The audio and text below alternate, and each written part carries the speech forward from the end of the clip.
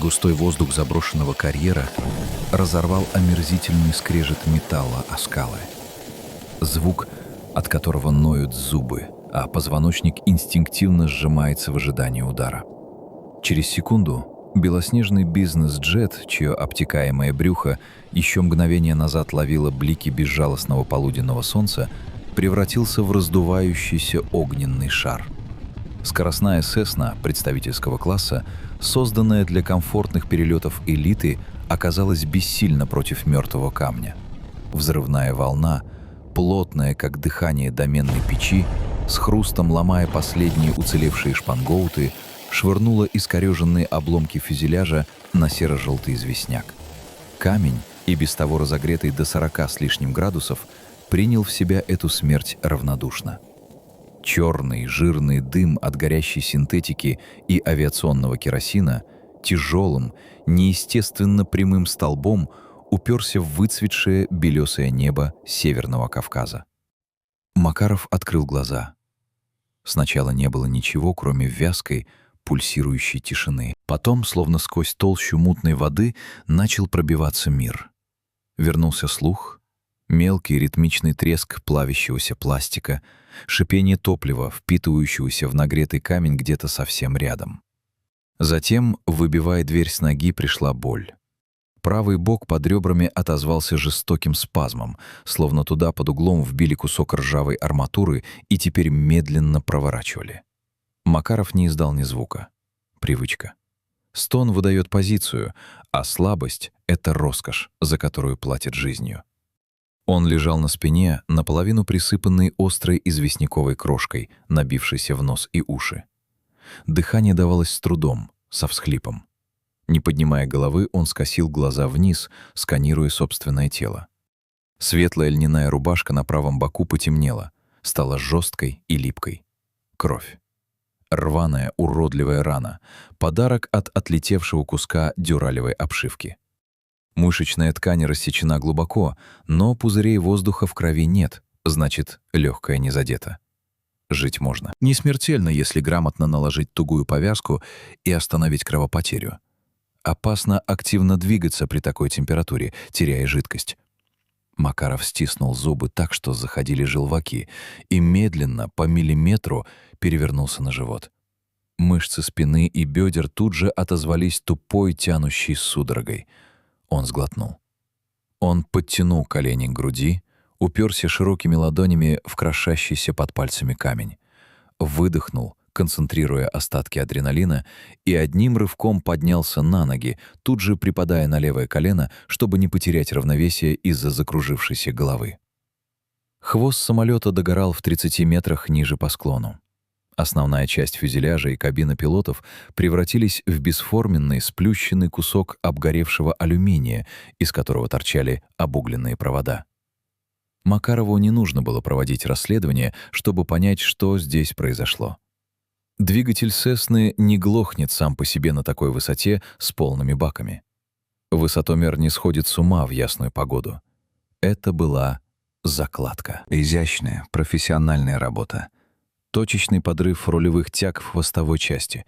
Пилот, скорее всего, даже не успел понять, почему штурвал вдруг стал бесполезным куском пластика, а машина клюнула носом в каменную чашу. Он огляделся, оценивая диспозицию. Старый выработанный карьер представлял собой гигантскую уродливую рану на теле горы.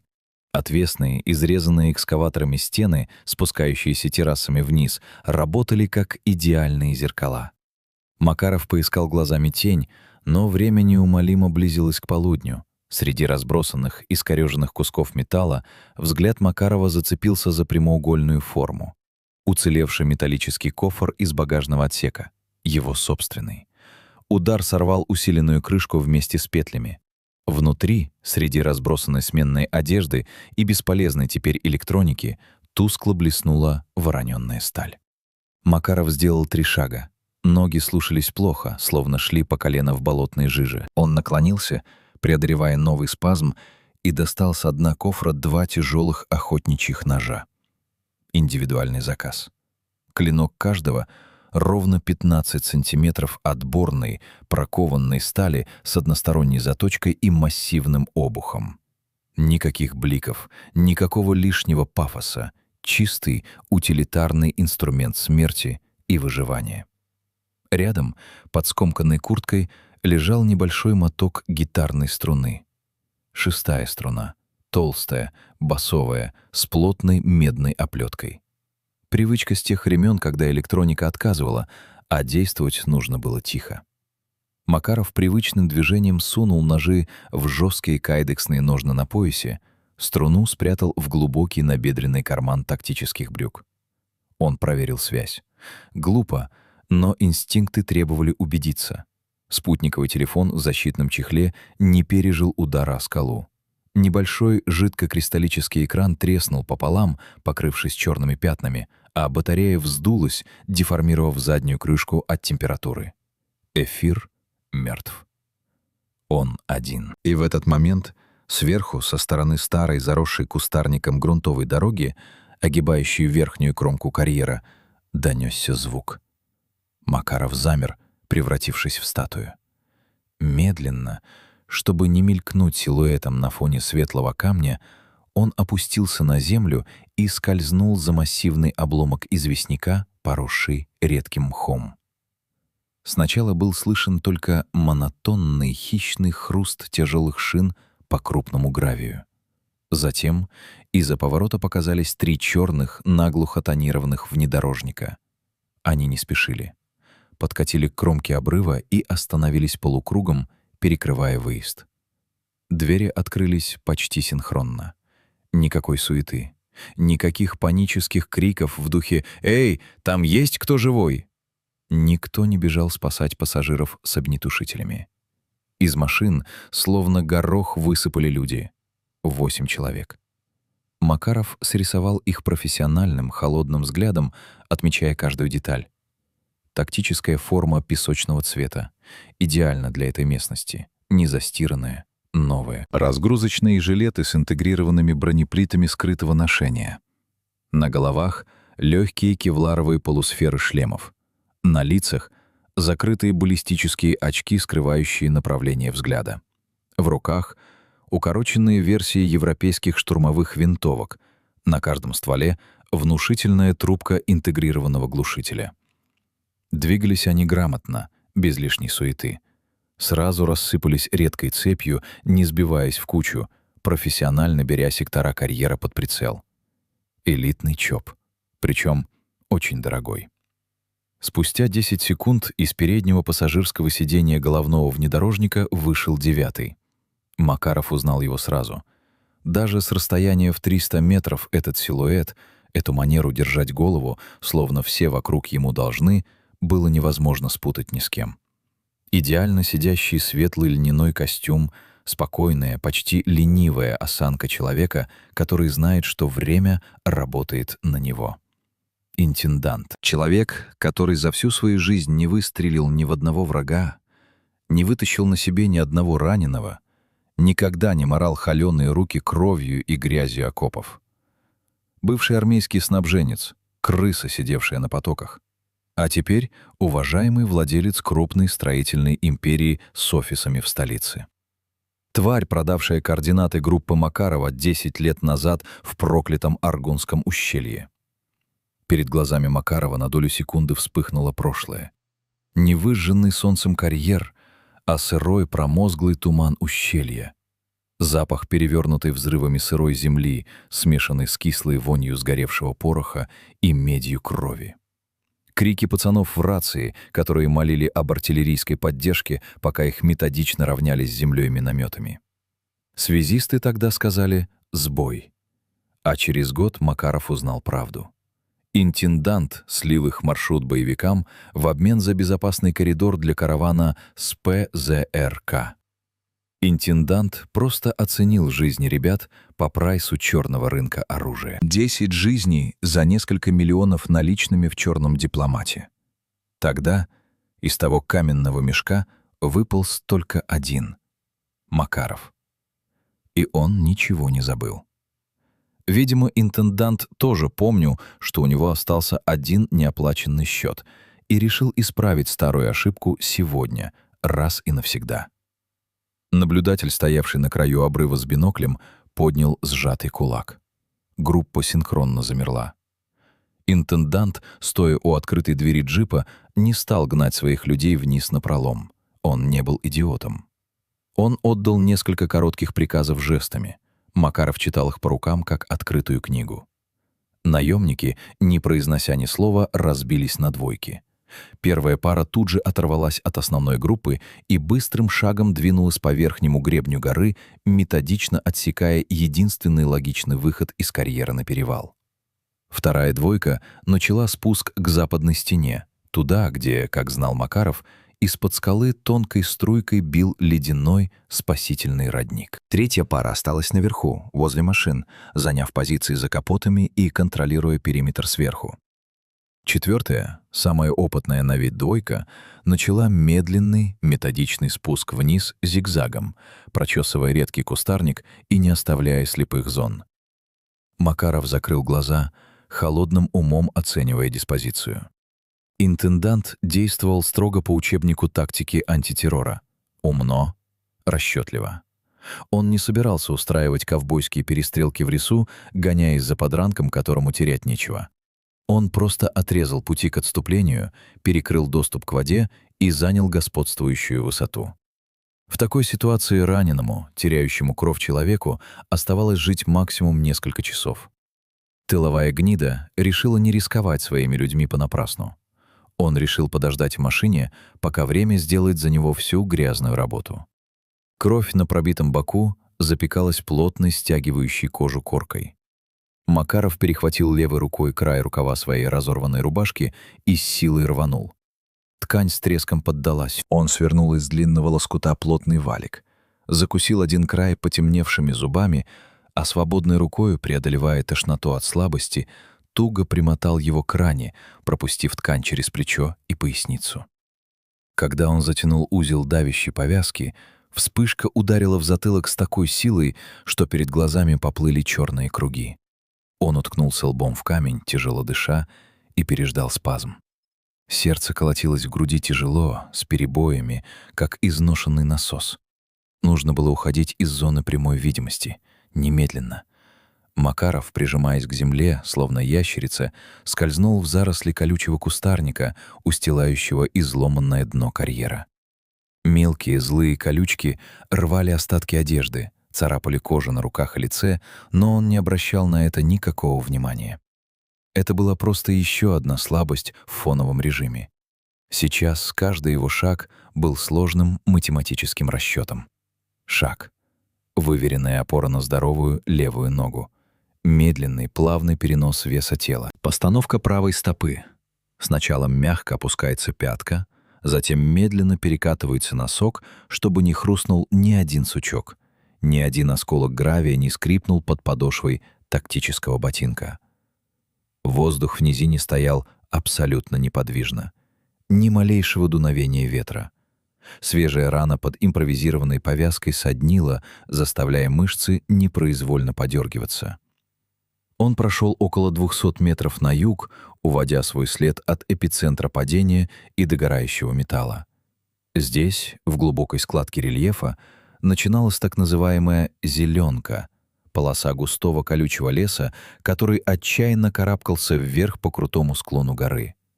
Внезапно впереди, метрах в 40, отчетливо послышался неестественный хруст сломанной ветки. Звук, чужеродный для этого замерзшего леса. Макаров мгновенно опустился на правое колено, не обращая внимания на камни. Он слился с густой черной тенью толстого ствола поваленной, полусгнившей сосны. Замер, превратившись в часть пейзажа, остановив даже дыхание. Из-за кустов вынырнула поисковая двойка наемников.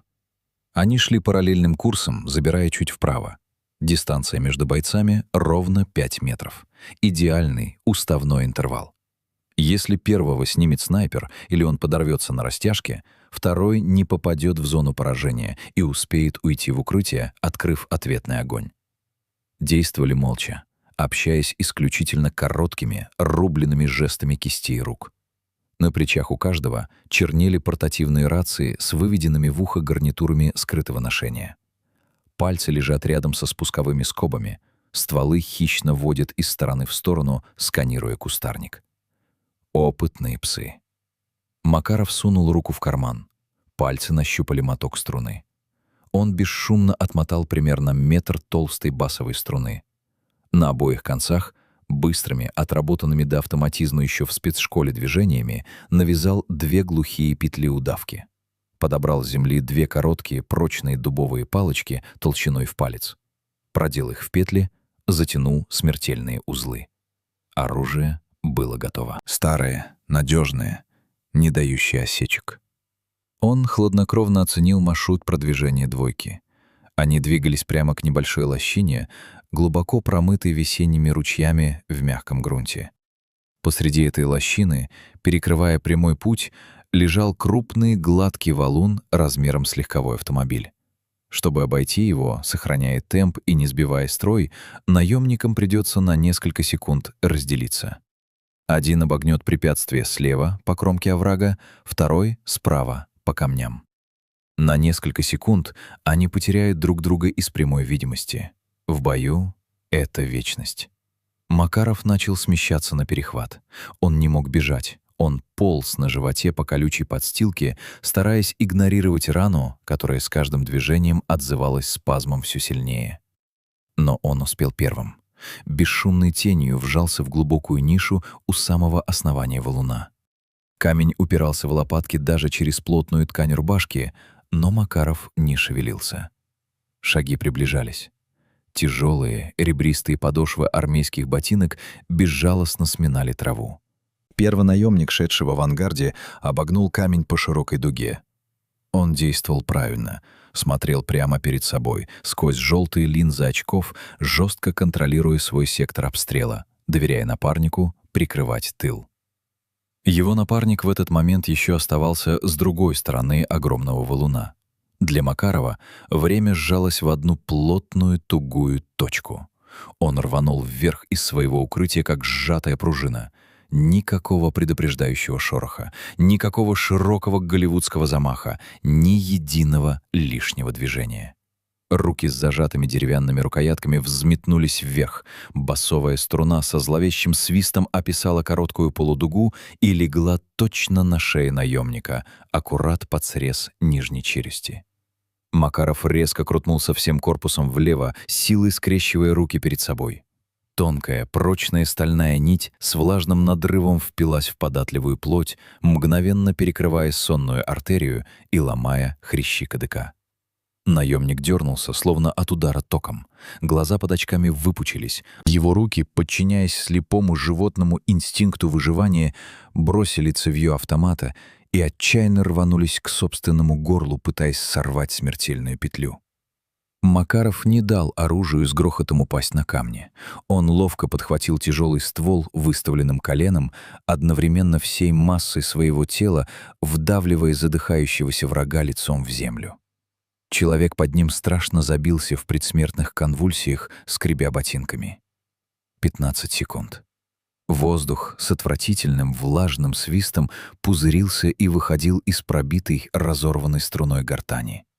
Темная кровь толчками, в такт угасающему сердцу, хлестала на жадно впитывающую ее землю.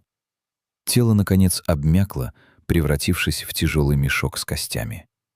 Макаров аккуратно, без стука положил труп на траву. Быстро, не теряя ни секунды, вытащил из уха убитого пластиковый наушник тактической гарнитуры.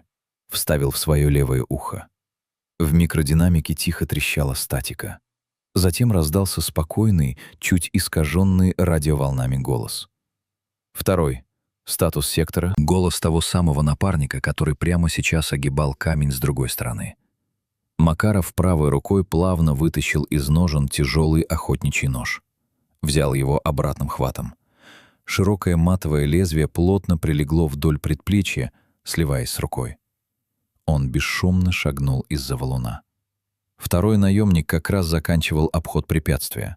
Он успел обернуться на легкий шорох. Его зрачки мгновенно расширились за желтыми стеклами очков, осознавая картину. Напарник на земле и чужак, выросший прямо перед ним. Указательный палец в кевларовой перчатке судорожно дернулся, ложась на спусковой крючок. Он был быстро, этот наемник, но Макаров начал свое движение на долю секунды раньше. Он не стал бить в грудь, защищенную бронеплитой. Он ударил снизу вверх, вкладывая в этот бросок весь вес тела и всю накопившуюся ненависть. Тяжелый, острый как бритва клинок, беспрепятственно вошел под нижнюю кромку бронежилета, с противным чавкающим звуком пробил диафрагму и, направляемый твердой рукой, достал точно до сердца. Наемник издал глухой, булькающий хрип. Его палец все-таки дожал спуск, но автомат в руках лишь жестко щелкнул в холостую. Макаров левой рукой с силой толкнул затворную раму назад, выведя оружие из боевого положения до накола капсуля. Он с силой провернул нож внутри тела, расширяя рану, и вытащил лезвие. Наемник, булькая кровью, осел, стекленеющими глазами глядя в слепящее небо. «Второй прием. Что у вас? Я не слышу». Снова с легким раздражением ожила рация в ухе. Макаров молчал. Он быстро, не брезгуя, обыскал трофеи. Короткоствольные автоматы оказались бесполезны. Новые, дорогие европейские системы. На рифленых пистолетных рукоятках зловеще мигали крошечные красные диоды электронных замков. Оружие было жестко привязано к индивидуальным RFID-меткам в браслетах владельцев. Снять такую блокировку в полевых условиях без специального программатора было физически невозможно. Умное оружие для трусливой войны. Он оставил бесполезное железо на земле, зато вытащил из разгрузок 2 запасные обоймы, тяжелые, полные патронов. Из них при необходимости можно вытащить качественный порох для самодельного взрывного устройства. Затем он потянулся к поясу второго убитого, где в брезентовом чехле висела пластиковая фляга. Рука Макарова сжала пластик. Фляга была легкой, абсолютно пустой. Он сдернул чехол с первого трупа. То же самое. Они не взяли с собой ни капли воды на поисковый выход. Интендант, мать его, знал, что делает. Он все просчитал. Он не хотел, чтобы бесценный ресурс достался врагу в случае ошибки или засады. Вода осталась там, наверху, под надежной охраной у машин. «Третий, проверь квадрат 2. Вторая двойка молчит». Жестко, без единой эмоции скомандовал голос интенданта в наушнике. Он уже понял, что 2 его человека мертвы. Никакой паники, никаких криков о помощи. Только холодный, бухгалтерский расчет потери актива. Макаров вытер окровавленное лезвие ножа о штанину убитого наемника, вкладывая его в ножны. Он вдруг осознал одну страшную вещь. Он замедлил шаг, чувствуя нарастающую слабость. До потери сознания и смерти оставалось меньше часа. Он медленно поднял голову, взглянув наверх на крутой обрыв, туда, где за кромкой стояли черные внедорожники. Если он прямо сейчас не добудет воду, этот бой закончится до того, как начнется по-настоящему. Макаров начал подъем. Склон был безжалостно крутым, градусов 45, не меньше. Мелкий острый сланец предательски сыпался из-под подошв, увлекая вниз. Приходилось падать на колени, в кровь обдирая пальцы, цепляться за хлипкие, высохшие корни мертвых кустарников, подтягивая свое тело дюйм за дюймом. Каждое резкое движение отзывалось новой яркой вспышкой, от которой темнело в глазах. Он заставил себя дышать ровно, как учил старый инструктор, на 2 счета. Глубокий вдох через нос, заполняя легкие воздухом. Медленный выдох сквозь крепко стиснутые зубы. Не думать о слабости. Думать только о следующем корне, за который можно ухватиться. Наконец, наверху показалась неровная линия обрыва. По данным радиоперехвата, там оставалась 1 пара охранников. Они лениво патрулировали небольшой пятачок между 3 машинами. Джипы стояли широкими капотами к обрыву, образуя полукруг и создавая искусственный бруствер. Макаров, цепляясь непослушными пальцами за край, подтянулся и перевалился через кромку. Тут же плотно вжался в спасительную тень за нагромождением массивных известняковых плит, сложенных здесь еще экскаваторами. Дистанция до цели — 20 метров. Открытого пространства. Один из наемников, отложив автомат на капот, курил, расслабленно привалившись к крылу черного ленд-крузера. Второй стоял спиной к обрыву у открытого багажника соседней машины. Внутри, в глубоком теньке салона, стояли два больших пластиковых кулера с питьевой водой. Макаров ясно видел крупные капли конденсата на запотевших прозрачных стенках. Потребовалось огромное усилие воли, чтобы подавить порыв немедленно выйти из укрытия и добраться до воды. Но прямая атака была равносильна самоубийству. Открытое пространство. Никаких укрытий. Два ствола, которые превратят его в решето быстрее, чем он пробежит половину пути. 5-й, 6-й, сместиться к ущелью. Спокойно, как диспетчер в аэропорту, прозвучало в наушнике. Уплотнить кольцо поиска. Он ранен, крови много. Далеко не уйдет. Работаем на истощение. Интендант методично сжимал петлю на его шее. Макаров достал второй, чистый охотничий нож. Он быстро оценил взаимное расположение тяжелых машин. Под высоким днищем крузера, стоявшего с краю, гулял легкий сквозняк. Клиренс высокий, места для маневра достаточно. Он пошарил рукой по земле, набрал горсть мелкого гравия и резким движением бросил его далеко влево, в заросли высокой травы. Жесткий, отчетливый шорох. Курящий наемник мгновенно отбросил сигарету. Тренированные рефлексы сработали безотказно. Он вскинул ствол автомата, вжимая приклад в плечо. «Сектор 4, слышу движение». Негромко, без паники сказал он в микрофон гарнитуры. Второй наемник тут же захлопнул крышку кулера, оставил багажник и бесшумно двинулся на звук, грамотно беря напарника на прикрытие, контролируя свой сектор. Их внимание переключилось. Этих 10 секунд Макарову хватило. Он скользнул по земле, работая локтями и коленями, как огромный краб. В одно движение занырнул под высокое днище крайнего внедорожника, замер, распластавшись на спине. Сердце колотилось где-то в горле, отдаваясь в ушах глухими ударами. Почти сразу же над головой громко щелкнула ручка двери. Машина качнулась. Кто-то грузно сел на водительское сиденье прямо над ним. «Отбой! Ложная тревога! Кабан шуршит или заяц!» — раздался спокойный голос сверху. «Возвращаюсь на точку». Макаров лежал на спине, стараясь дышать через раз. Всего в десятки сантиметров над его лицом нависала массивная конструкция стальной рамы, грязный карданный вал, тепловой экран глушителя и пузатый бензобак. Он не собирался взрывать эти машины, хотя это было бы эффектно. Взрыв — это шум. Шум привлечет сюда все оставшиеся группы, и они просто расстреляют его с безопасного расстояния. Ему нужно было другое. Ему нужно было лишить интенданта его главного преимущества — мобильности и комфорта. Острое лезвие ножа мягко легло на армированный резиновый шланг тормозной магистрали. Короткий, сильный, рез на себя. Прочная резина с легким сопротивлением поддалась. Прозрачная маслянистая тормозная жидкость тут же закапала вниз, попадая прямо на лицо Макарова. Она пахла химией и жгла кожу.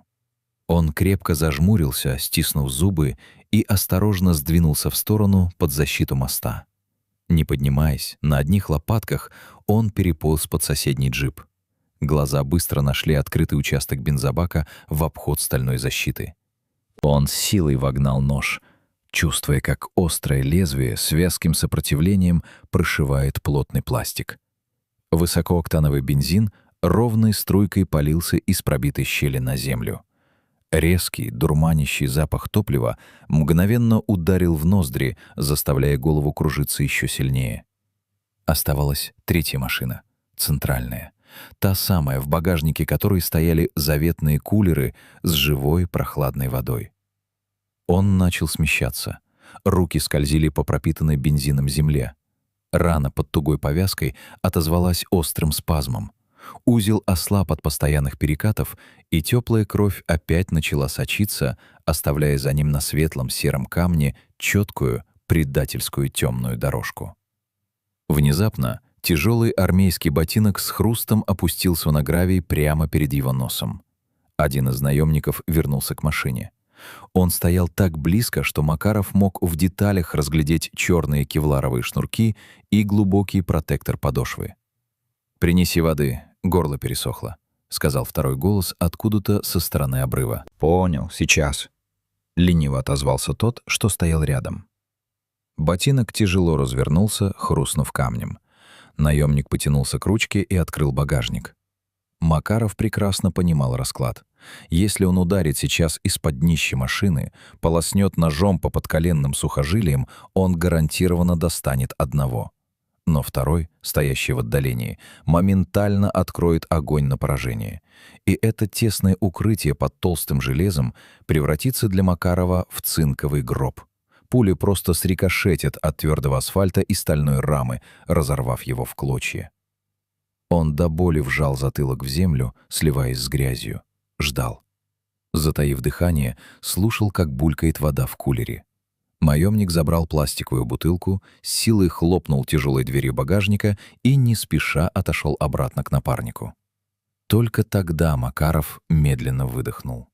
Дотянулся ножом и перерезал толстую косу основной проводки, идущую от аккумулятора в салон третьей машины. Готово. Теперь весь хваленый автопарк интенданта превратился в 3 куска тяжелого, бесполезного мертвого металла. Не уехать по горной дороге, не укрыться в салоне под струями кондиционера они больше не смогут. Теперь они все в равных условиях. Он осторожно выполз из-под хромированного бампера с противоположной стороны, скрытой от патруля. До спасительного края обрыва оставалось всего 5 метров открытого пространства, но здесь, на выжженной земле, лежал четкий, недвусмысленный след. Его собственная кровь. Темные капли, впитывающиеся в светлый пористый известняк. Линия, ведущая прямо к обрыву.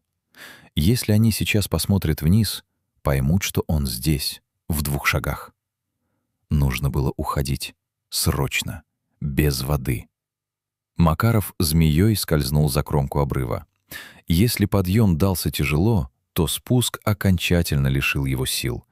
Измученное тело отказывалось подчиняться командам мозга. Координация стремительно падала, руки дрожали от слабости. На середине склона он не удержался.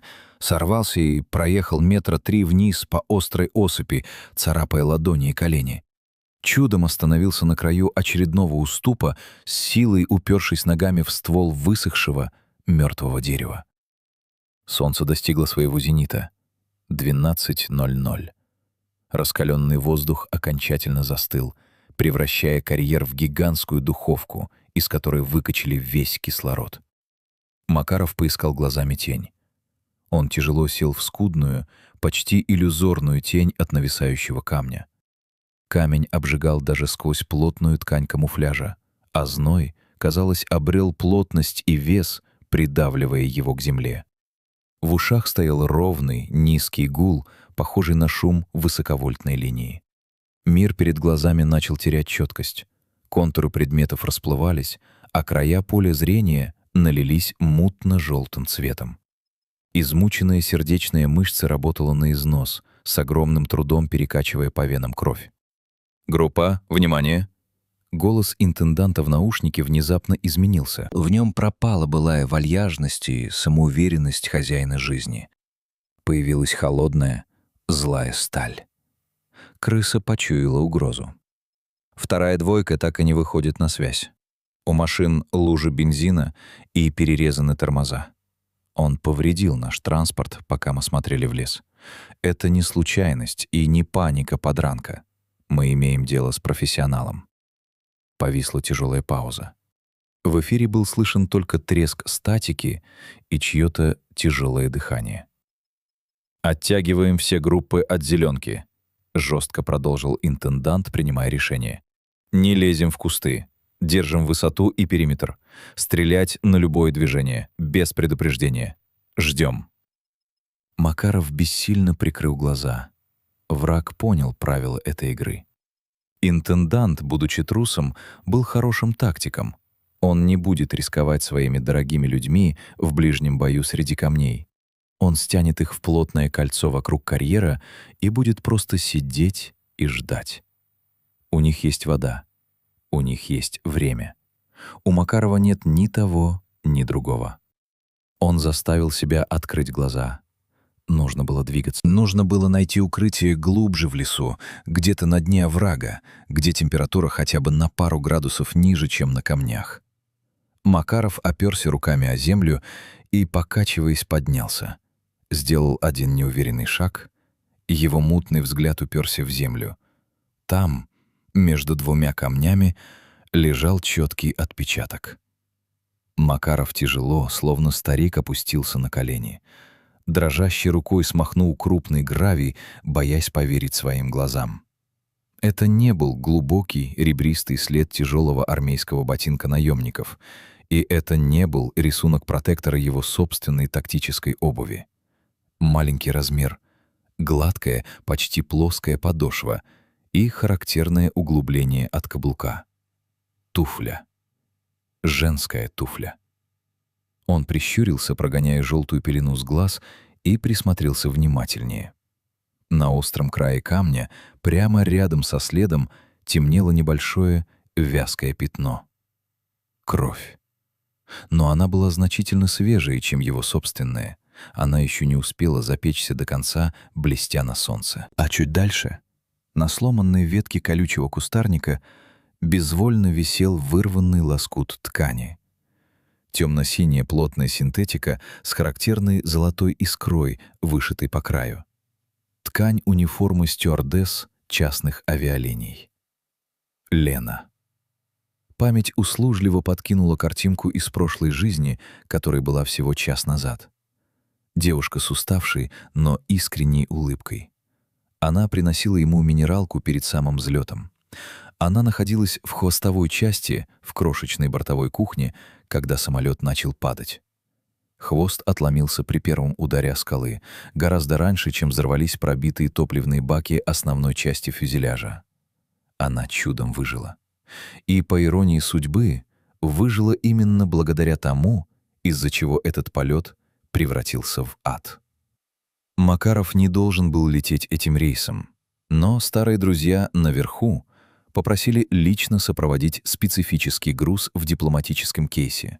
Что-то, что нельзя было доверить обычным курьерам или светить в регулярных сводках. Простая формальность, Макарыч. Посидишь в бизнес-классе, посмотришь в окно, заодно и обстановку сменишь. Обстановку он сменил. Теперь было предельно ясно. Интендант, отвечавший за безопасность этого серого коридора, вел свою игру. Самолет не просто упал. Его ювелирно приземлили именно в этом глухом карьере. Интендант знал, что груз — лишь приятный бонус. Главной целью был сам Макаров. Он остался последним живым свидетелем той самой сделки в Аргунском ущелье, когда на крови пацанов делались миллионы. Пока Макаров был жив, интендант не мог спать спокойно, ожидая, что когда-нибудь совесть спецназовца заговорит громче приказов. Убрать его здесь, инсценировав авиакатастрофу, было единственным способом навсегда похоронить правду об Аргуне в этой выжженной земле. И теперь Лена, случайно оказавшаяся между интересами больших игроков, была единственным живым напоминанием о том, что у этой простой формальности есть цена — человеческая жизнь. Макаров тупо смотрел на темно-синий лоскут ткани, качающийся на ветру. В это мгновение все изменилось. Вся картина мира рухнула и пересобралась заново. До этой секунды математическое уравнение выживания было предельно простым, понятным и честным. Его жизнь против их жизней. Классическая тактика волка-одиночки. Бей, когда не ждут, и беги. Прячься в тени, выжидай ошибки, экономь силы. Умирай молча, если поймают. Но теперь на этой выжженной шахматной доске появилась неучтенная фигура. Гражданская. Девочка. Раненная, контуженная, абсолютно дезориентированная, она сейчас блуждает где-то по этому каменному мешку, теряя кровь и разум от страха. Наемники интенданта — профессиональные мясники. Они не будут разбираться. Они убьют ее при первом же визуальном контакте, не задумываясь. Свидетели катастрофы не входят в строительную смету уважаемого бизнесмена. Макаров проследил направление цепочки маленьких следов.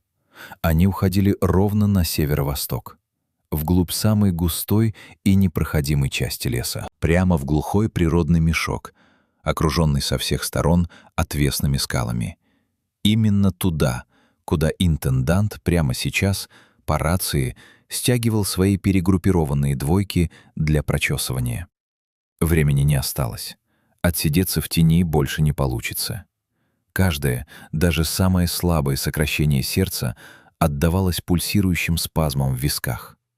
Он стер кровь с ободранных ладоней, нащупал шершавую, надежную рукоять охотничьего ножа в ножнах, сцепил зубы так, что, казалось, треснет эмаль, и медленно, преодолевая слабость, поднялся в полный рост.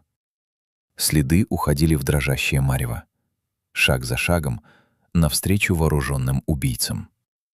Макаров глубоко вдохнул воздух, пахнущий смертью, и двинулся следом за ней, по совести, как и всегда. Следы уходили в самую гущу зеленки. Он шагнул в заросли, и ломкие мертвые ветви терновника тут же сомкнулись за спиной, отсекая путь назад. Воздух здесь не двигался вообще. Ни малейшего сквозняка. Лощина работала как гигантский парник, накрытый невидимой крышкой, под которой густо стоял запах мертвой хвои и разлитого где-то наверху бензина. Шаг. Выверенная опора на здоровую левую ногу. Плавный перенос центра тяжести. Правая стопа опускается мягко, с носка на пятку.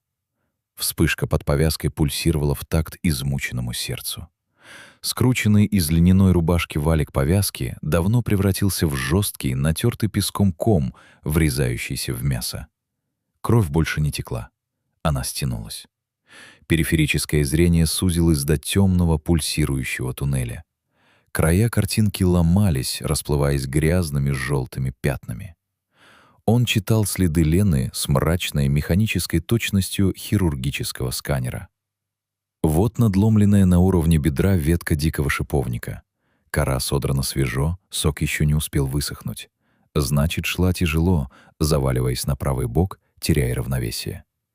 Вот смазанный, нечеткий отпечаток туфли на известняке. Нога соскользнула. Она упала. Чуть дальше, на пожелтевшем листе папоротника, застыли 3 капли крови. Темные, почти черные на солнце. Кровотечение не артериальное, венозное или глубокий порез мышечной ткани. Она теряла силы с каждой минутой, упрямо забираясь в самый глухой, непроходимый угол старого карьера. В каменный мешок, из которого был только один выход — наверх, под стволы наемников. Рация в левом ухе отозвалась коротким сухим треском статики. Эфир ожил. «Периметр визуально чист, движения нет. Вторая двойка так и не вышла на связь», — доложил ровный, лишённый интонаций голос одного из бойцов. «Значит, залег в зеленке, ждет ночи». Голос интенданта звучал из динамика глухо, но абсолютно спокойно. Никакой паники от потери людей, только холодная бухгалтерская калькуляция. Ждать больше нет смысла.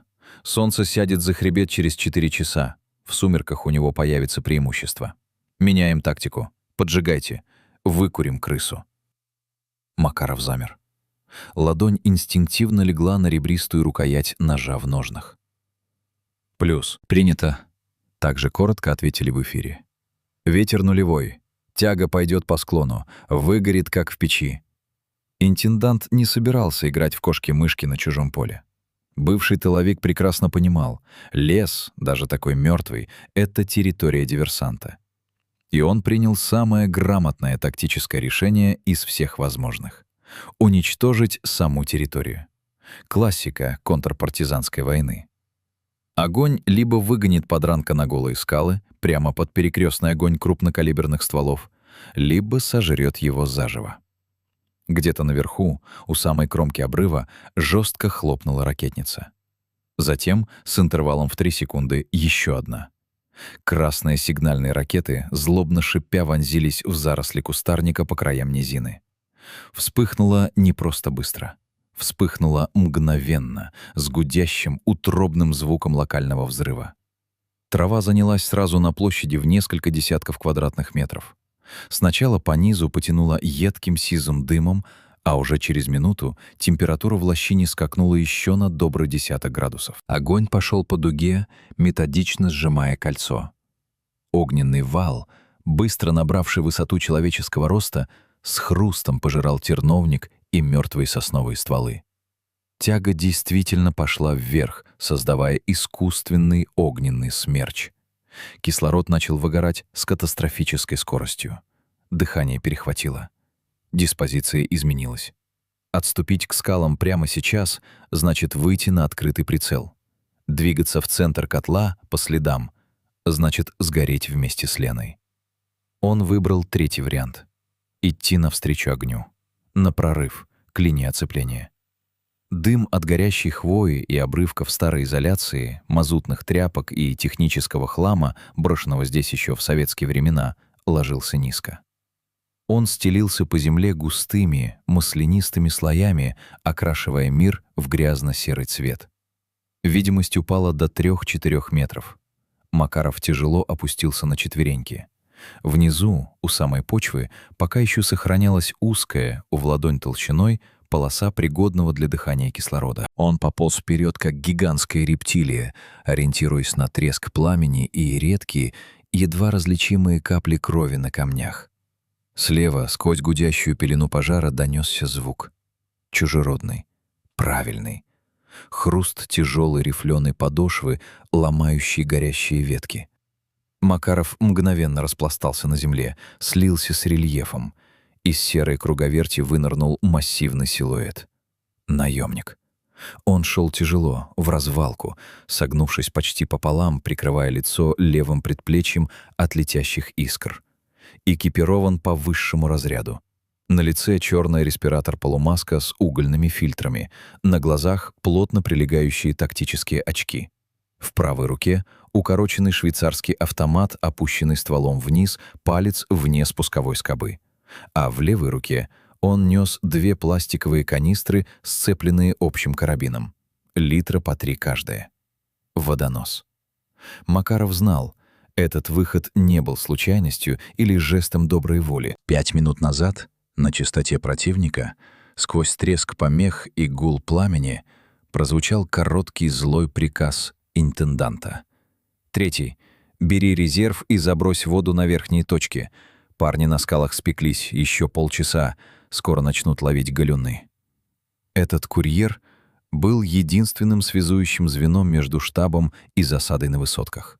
Он шел по заранее утвержденному графику ротации, не просто доставляя живительную влагу, но и проверяя целостность оцепления в самом задымленном секторе. Интендант, мать его, продумал все. Он превратил снабжение в дополнительный контроль периметра, убеждаясь, что под прикрытием огня мышь не проскочит. Но он не учел, что именно эта железная дисциплина и предсказуемость маршрута станут для его человека смертным приговором. Вода. От вида канистр с водой Макаров почувствовал острую потребность немедленно завладеть ими. Это на мгновение заставило забыть о ране, требуя огромных усилий, чтобы не сорваться в преждевременную атаку. Холодный рассудок взял управление на себя. Оценка цели. Противник в тяжелом классе брони. Шея прикрыта высоким кевларовым воротником. Двигается медленно, но уверенно. Видимость ограничена маской. Слух надежно заглушен ревом пожара и активными наушниками. Макаров сунул руку в набедренный карман. Пальцы привычно нащупали моток гитарной струны.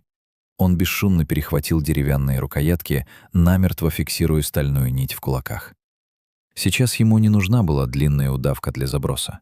Ему нужен был короткий, максимально жесткий контактный рывок. Он позволил наемнику подойти вплотную. Дистанция сократилась до 1,5 метров. Тяжелый ботинок наступил на тлеющую ветку в сантиметрах от лица Макарова. Бросок. Правая рука с зажатой струной взметнулась над шлемом наемника, перекидывая стальную нить. Левая рука молниеносно перехлестнула второй конец прямо под подбородком врага, аккуратно над жесткой кромкой пластикового респиратора. Резкий, безжалостный рывок на себя и в сторону с одновременным скручиванием корпуса. Струна соскользнула с гладкого кевлара каски и намертво впилась в узкую, в 2 пальца полоску незащищенной кожи на шее. Наемник издал короткий, булькающий хрип. Тяжелые канистры с глухим стуком покатились по земле. Руки в тактических перчатках рефлекторно бросили оружие и рванулись к горлу, пытаясь подцепить тонкую, ушедшую вплоть сталь. Но Макаров не дал ему шанса на борьбу в стойке. Он жестко закинул левую ногу на подколенный сгиб врага, ломая его центр тяжести. Они рухнули на землю единым клубком. Макаров оказался сверху. Он тянул концы струны на себя с нечеловеческим усилием, упираясь коленом в спину наемника точно в зазор между керамическими бронеплитами. Короткий, резкий звук, и сопротивление врага мгновенно угасло. Хрящи гортани были сломлены. Тело под ним задергалось в яростной, слепой конвульсии, взбивая ногами тучи серых искр. Пальцы наемника в кровь раздирали собственную шею, но сталь сидела глубоко. Через 12 секунд судороги прекратились. Тело обмякло, превратившись в кусок мертвого мяса в дорогой экипировке. Макаров медленно разжал онемевшие пальцы. Деревянные палочки выпали из рук. Его трясло крупной противной дрожью. Откат адреналина на фоне критического истощения. Он тяжело перекатился на спину, глотая душный дым. Сорвал с лица убитого респиратор, порвав резиновые лямки, и силой прижал к своему лицу. Вдох. Воздух, прошедший через угольные фильтры маски, показался невыносимо сладким и прохладным. Легкие развернулись, жадно впитывая кислород. Только после этого он потянулся к канистре. Пластик был нагретым, покрытым жирным слоем черной сажи. Он свернул тугую крышку. Запахло чистой, фильтрованной артезианской водой. Макаров поднес горловину к растрескавшимся, кровоточащим губам. Рука замерла в сантиметре от лица. В 3 метрах от него, сквозь разрывы дымовой завесы, под переплетенными корнями огромного, вывороченного из земли пня, сидела Лена. Она не кричала, не звала на помощь. Она просто сидела, обхватив руками худые колени, и смотрела на него огромными, абсолютно пустыми от пережитого ужаса глазами. Ее форменная темно-синяя юбка была изодрана в клочья. По голой ноге от бедра до щиколотки тянулась засохшая корка крови. Лицо почернело от копоти, сквозь которую проложили светлые дорожки слезы. Она вжималась в землю так отчаянно, словно пыталась просочиться сквозь камни. Макаров посмотрел на канистру в своей руке, потом снова на девушку. Математика выживания на войне предельно проста и жестока. Если он выпьет эту воду сейчас, он восстановит силы, уйдет туман из головы, вернется координация движений, мышцы снова нальются силой, он сможет двигаться быстрее, думать яснее, он сможет убивать эффективнее. Это логика солдата, которому нужно выполнить задачу любой ценой. И если он отдаст воду ей, он потеряет свое единственное, с таким трудом добытое преимущество перед надвигающейся смертью. Его изношенное сердце может просто не выдержать следующего огневого контакта или крутого подъема. Он смотрел на прозрачную поверхность воды ровно 2 секунды. Макаров молча закрутил крышку наполовину, чтобы не пролить драгоценную жидкость при броске. Коротко замахнулся и мягко покатил 3-литровую пластиковую канистру по земле. Она прочертила ровную линию и остановилась ровно у носков стюардессы. Девушка вздрогнула, как от удара плетью. Ее затравленный взгляд медленно переполз с лица Макарова на бутылку. «Пей», — прохрипел Макаров. Голос прозвучал, как скрежет ржавого металла о камень. «Сиди здесь. Из ямы не вылезай. Дым держится наверху. Жди». Он не стал дожидаться, пока она дрожащими руками потянется к воде. Подобрал вторую канистру, открутил крышку, вылил ровно половину себе на макушку и грудь, пропитывая остатки льняной рубашки. Вода мгновенно охладила кожу, принося острую, почти болезненную ясность рассудка. Это было секундное, иллюзорное облегчение, но именно оно было нужно прямо сейчас. Затем он сделал 3 маленьких осторожных глотка. Больше нельзя. Желудок моментально скрутит спазмом, и вода выйдет обратно. Остатки жидкости из канистры он безжалостно вылил на свою импровизированную повязку. Ткань жадно разбухла, еще сильнее сдавливая разорванные ткани и надежно купируя кровотечение. Трофейная рация в левом ухе молчала. Интендант терпеливо ждал доклада от водоноса. Время пошло на минуты. Макаров поднялся на ноги. Респиратор позволял дышать полной грудью, мокрая одежда создавала микроклимат, защищая тело от прямого теплового излучения пожара. Дым вокруг стал невыносимо густым, маслянистым, черным. Огонь уже сожрал нижний ярус подлеска и теперь своим перекинулся на стволы высохших деревьев. Температура в лощине достигла критической отметки. Он поправил ножи в ножнах и двинулся к западной стене карьера, туда, где на верхнем плато стояли 3 черных внедорожника, туда, где находился командный пункт. Теперь дым играл на него. Идеальная, непроницаемая тактическая завеса. Дорогие тепловизоры наемников в таком инфернальном огне были абсолютно бесполезны. Матрицы приборов безнадежно слепли от мощнейшего фонового инфракрасного излучения горящего леса. Они ослепли. А Макаров точно знал их диспозицию по радиоперехвату. Он вышел к подножию отвесной скалы бесшумно, как призрак. В 10 метрах впереди и чуть выше, на широком каменном уступе, маячили 2 силуэта. Передовое оцепление. Они стояли спина к спине, напряженно вглядываясь в бушующий внизу огненный шторм. Короткие стволы автоматов нервно водили из стороны в сторону. Макаров профессионально оценил угол подъема. Градусов 45. Слишком круто для прямого силового рывка. Мелкий сланец неизбежно осыплется под ногами, выдав его с головой. Он плавно вытащил из кайдексных ножен правый охотничий нож. Тяжелый клинок из углеродистой стали с толстым массивным обухом. Отмерил взглядом дистанцию с точностью лазерного дальномера. Баланс этого ножа был идеален для жесткого ближнего боя, но для метания он не предназначался от слова совсем. Слишком тяжелая рукоять, смещенный центр тяжести. Макаров перехватил оружие нестандартным хватом, за самое лезвие, зажав острую кромку между большим и указательным пальцами. Глубоко выдохнул сквозь клапан респиратора. Резко пружинно распрямился из-за укрытия и метнул клинок, вкладывая в этот бросок всю массу тела и остатки мышечной энергии. Тяжелый кусок темной стали со злым свистом прошил плотный клубящийся дым. Лезвие с тошнотворным влажным чавкающим звуком вошло правому наемнику точно в незащищенную боковую поверхность шеи над ключицей. Клинок глубоко рассек сонную артерию, и тяжелая рукоять увлекла нож вниз, на камни. Боец даже не вскрикнул. Он тяжело рухнул на колени, роняя оружие на камни, и обеими руками схватился за фонтанирующую тягучей кровью рану, пытаясь остановить неизбежное. Второй наемник оказался настоящим профи. Рефлексы сработали быстрее мысли. Он мгновенно развернулся на звук падающего тела, вскидывая ствол в ту сторону, откуда прилетел клинок.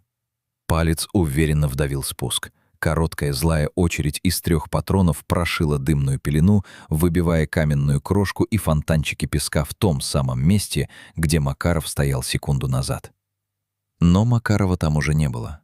Он ушел длинным, стелющимся перекатом вправо, сцепив зубы от вспыхнувшей огнем раны. Сократил дистанцию до 3 метров и вжался в скалу, прячась за невысоким, изъеденным эрозией каменным зубцом. Стрелок на уступе не стал поливать пространство свинцом слепую. Он продолжал вести огонь расчетливо, короткими двойками, методично прочесывая сектор. Грамотно, без лишней суеты. Макаров левой рукой выхватил второй, последний нож. Выждал микропаузу между выстрелами, отсчитывая ритм, И в ту долю секунды, когда наемник повел нагретым стволом в противоположную сторону, бросился вперед. 2 длинных, бесшумных шага. Прыжок. Наемник начал разворачивать корпус, уловив движение в дыму, но опоздал на половину такта. Макаров сходу ударил его левым плечом в грудь, защищенную бронеплитой, сбивая прицел. Автомат выстрелил в пустое серое небо. Макаров жестко перехватил правое запястье врага своей свободной рукой, выворачивая сустав наружу до хруста, а правой рукой вогнал нож снизу вверх под крутым углом. Точно под кевларовый обрез каски в мягкие ткани подбородка. 15-сантиметровое лезвие прошло насквозь, пробив небо, и достало до мозга. Наемник мгновенно обмяк, словно из него вынули стержень. Макаров, удерживая равновесие, плавно опустил тяжелое тело на землю, не дав амуниции предательски звякнуть о камни. Подошел к первому убитому. Вытащил из залитой кровью шеи свой первый нож. Хладнокровно обтер оба клинка о форму мертвеца. Вложил в ножны до щелчка. Путь наверх был свободен. Он начал подъем по почти отвесной стене старого карьера. Пальцы, сорванные в кровь еще на предыдущих склонах, скользили по известняку.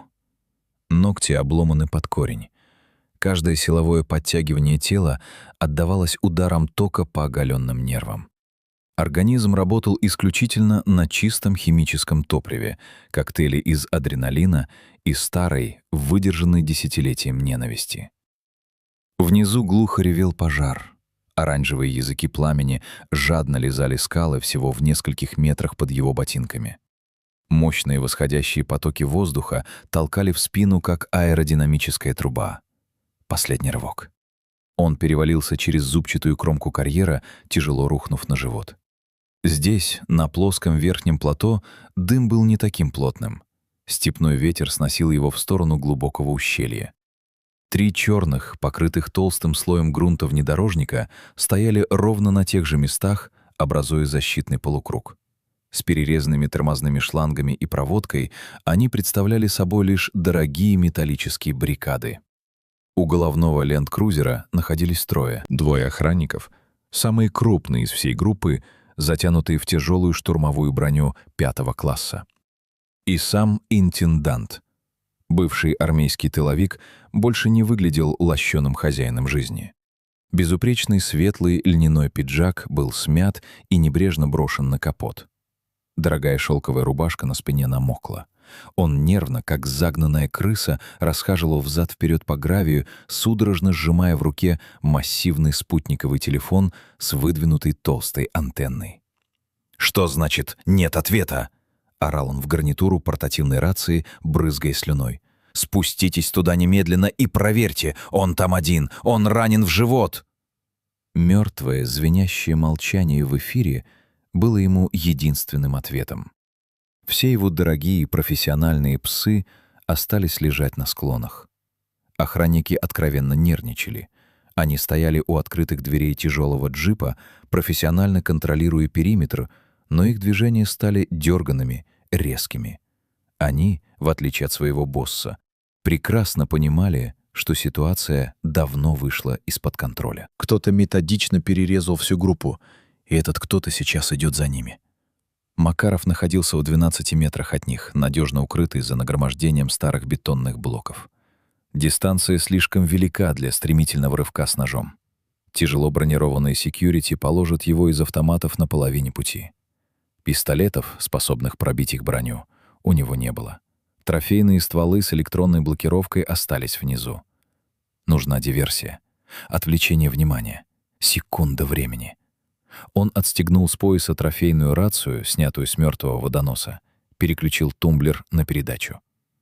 «База, это 6-й», — прохрипел Макаров в микрофон, виртуозно имитируя сдавленный, панический голос умирающего человека. «Он зашел с тыла, у машин». И, не дожидаясь реакции, силой отшвырнул рацию далеко в сторону, за ржавый, наполовину вкопанный в землю экскаваторный ковш. Радиостанция в гарнитуре интенданта громко лязгнула этим предсмертным сообщением. Охранники синхронно, как по команде, развернулись на звук упавшей в отдалении рации. Они вскинули стволы, Их внимание, натренированное реагировать на звук, на одну критическую секунду сфокусировалось на пустом пространстве за ковшом. Этой секунды было более чем достаточно. Макаров рванул из-за бетонных блоков. Он двигался абсолютно бесшумно, низко пригибаясь к самой земле, как атакующая рысь. Первый охранник начал поворачивать тяжелую голову в кевларовой сфере, уловив смазанное движение периферийным зрением. Макаров не стал бить ножом защищенный корпус. Он сходу, не снижая скорости, врезался в него всем своим немалым весом, ударив подошвами обеих ног точно в опорное правое колено врага. Коленный сустав хрустнул с пушечным звуком, выгибаясь в неестественную сторону. Охранник с диким воплем боли рухнул на спину, инстинктивно нажимая на спусковой крючок. Длинная неприцельная очередь ударила в бронированное крыло внедорожника, рикошетя со злым пчелиным визгом во все стороны. Второй боец, услышав выстрелы, крутнулся на пятках, наводя короткий ствол на Макарова. Но тот уже находился в мертвой зоне.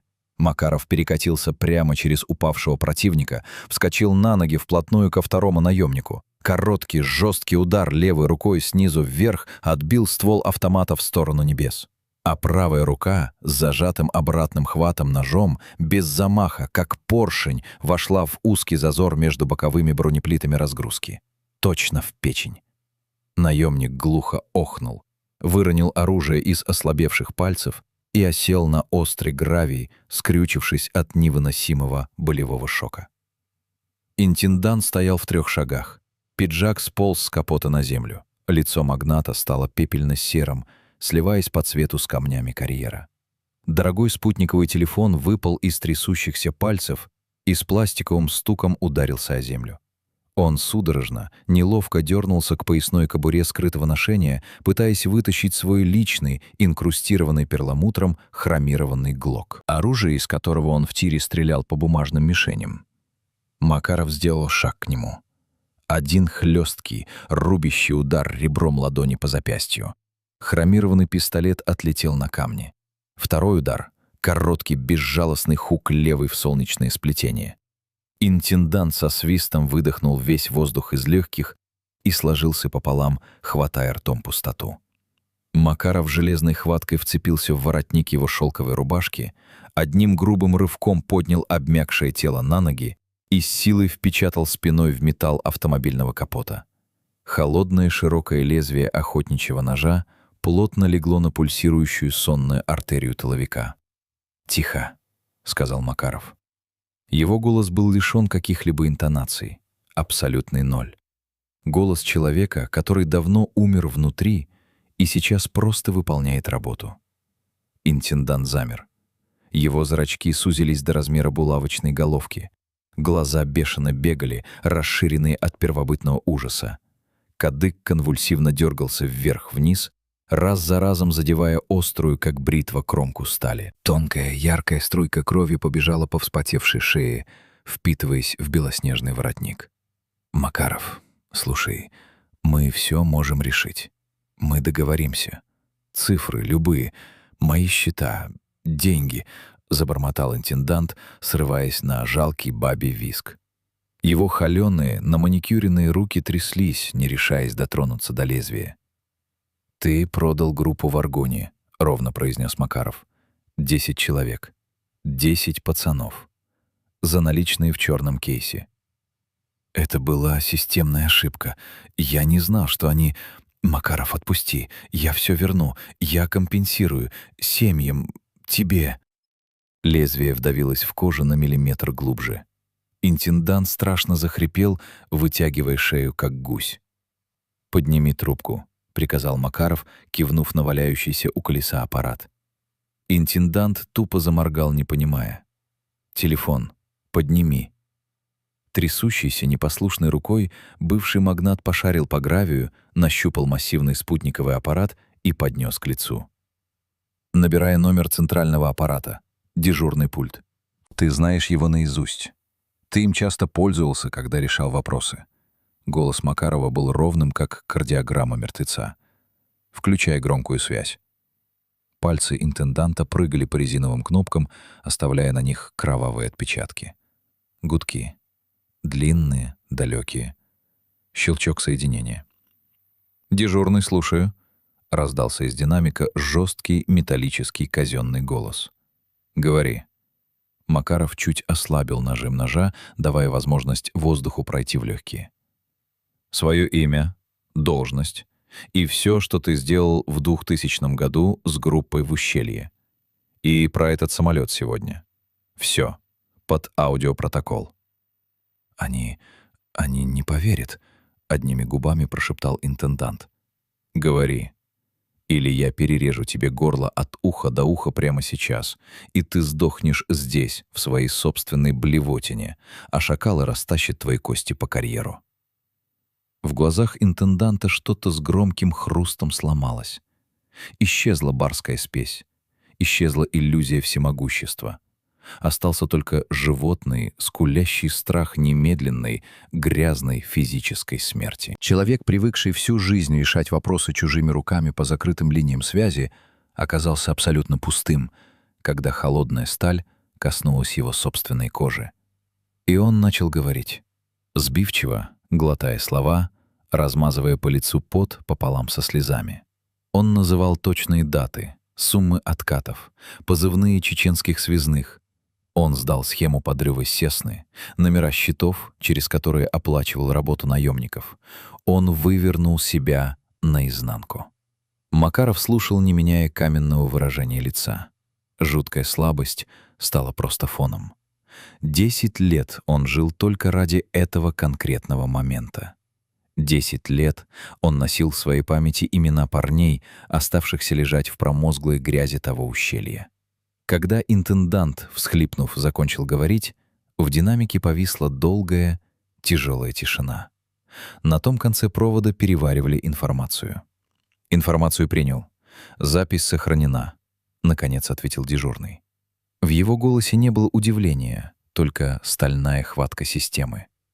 «Фиксируем координаты вашего сигнала. Опергруппа из Моздока поднята по тревоге. Никуда не уходите. Ожидайте». Макаров выхватил телефон из потных рук интенданта и нажал отбой. Плавным движением убрал нож в ножны. Магнат кульем рухнул на острый гравий, закрывая лицо грязными руками, судорожно, по-детски всхлипывая. Он был раздавлен, уничтожен как личность. Дорогая глянцевая оболочка лопнула, обнажив гниль. Макаров не стал его добивать. Быстрая смерть от ножа в сердце была бы слишком легким, слишком милосердным выходом для такой твари. Теперь этот человек потеряет абсолютно все: строительную империю, украденные деньги, свободу. Его сожрут свои же партнеры еще до того, как суд вынесет приговор на пожизненное. Спец повернулся спиной к скулящему магнату и медленно, волоча правую ногу, пошел к краю обрыва. Ветер окончательно переменился. Дым пожара начал относить далеко в сторону, за перевал. Выжженная низина карьера медленно очищалась, открывая черные, дымящиеся проплешины. Внизу, среди обгоревших стволов, показалась маленькая, хрупкая фигурка. Лена выбралась из своего земляного укрытия. Она стояла, тяжело опираясь на толстую обугленную ветку, прижимая к груди пустую 3-литровую пластиковую канистру, как величайшее сокровище. Макаров остановился на самом краю обрыва, опустил глаза вниз. Она подняла голову, и взгляды встретились сквозь все еще дрожащее марево. Расстояние было слишком велико, чтобы разобрать выражение лиц, но этого и не требовалось. Она была жива. Он тоже. Задание, которое он сам себе поставил 10 лет назад, выполнено. Кровавый долг оплачен сполна. И только в эту самую секунду, когда цель исчезла с радаров, измученный организм Макарова понял, что бой окончательно окончен. Адреналин, державший его на ногах и в сознании последние 2 часа, рухнул до нулевой отметки. Слабость обрушилась снежной лавиной, снося все психологические блокировки центральной нервной системы. Разорванные мышцы бока и накопившаяся усталость ударили по мозгу одновременно. Мир моргнул, выцвел. Небо стремительно поменялось местами с землей. Макаров даже не пытался удержать равновесие, он просто позволил себе упасть вперед. Жесткий камень с силой ударил в плечо, но боли он уже не почувствовал. Осталась только тяжелая, обволакивающая, спокойная пустота. Сквозь нарастающий ровный звон в ушах он услышал далекий, ритмичный, хлопающий рокот лопастей. Тяжелый транспортный вертолет федералов заходил на посадку с южной стороны хребта. Макаров закрыл глаза и провалился в темноту. И эта темнота была долгожданно прохладной.